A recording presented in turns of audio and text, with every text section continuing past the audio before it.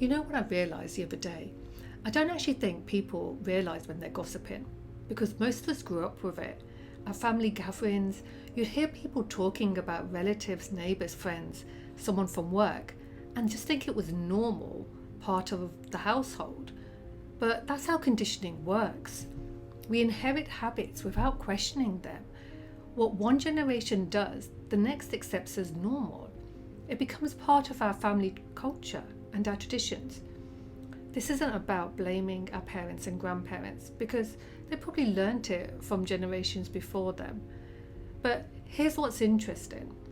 If you look across many spiritual traditions and holy teachings, they all encourage us to be mindful of our words, to avoid unnecessary gossip, and to speak with truth, kindness, and wisdom. That tells me something. Just because something is culturally normal doesn't mean it's spiritually helpful. And this isn't about making anyone feel guilty. It's about awareness. Because once you are aware of something, you then have a choice. Before that, you were just often repeating a habit that you had inherited yourself. So, what actually is gossip? Because talking about someone isn't automatically gossip. Sometimes you're asking for advice. Sometimes you're trying to understand someone's behavior towards you, or you're trying to work out whether someone is manipulating you or whether your feelings are valid.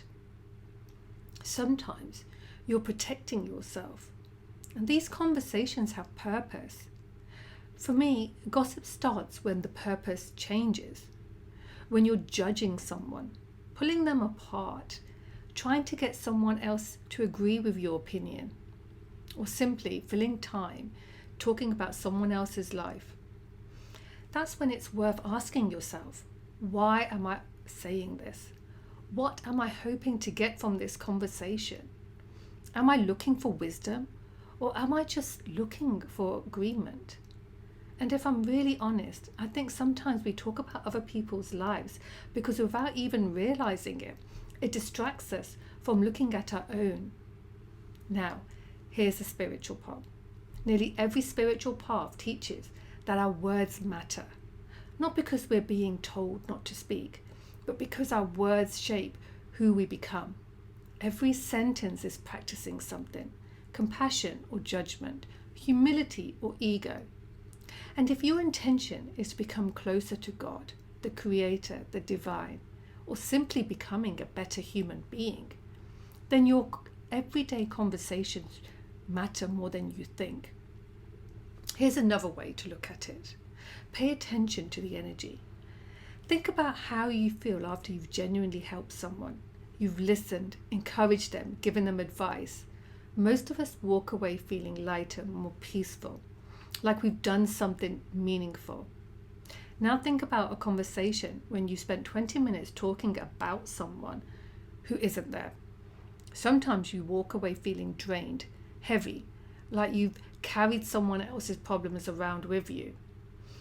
But sometimes actually you feel better. You laugh. You think, I'm so glad my life isn't like that.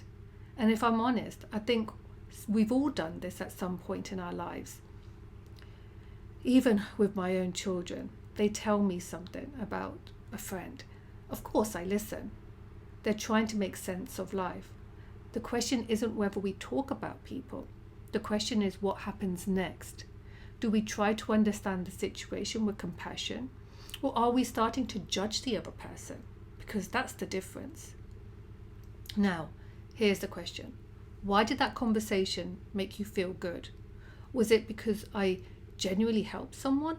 Or was it because for a few moments someone else's problems made you feel better about your own?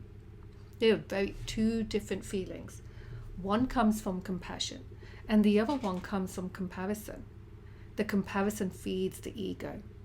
It keeps your attention on everyone else's journey instead of your own. Whether you believe words carry spiritual energy or you simply believe they shape your mind and your character, one thing is true.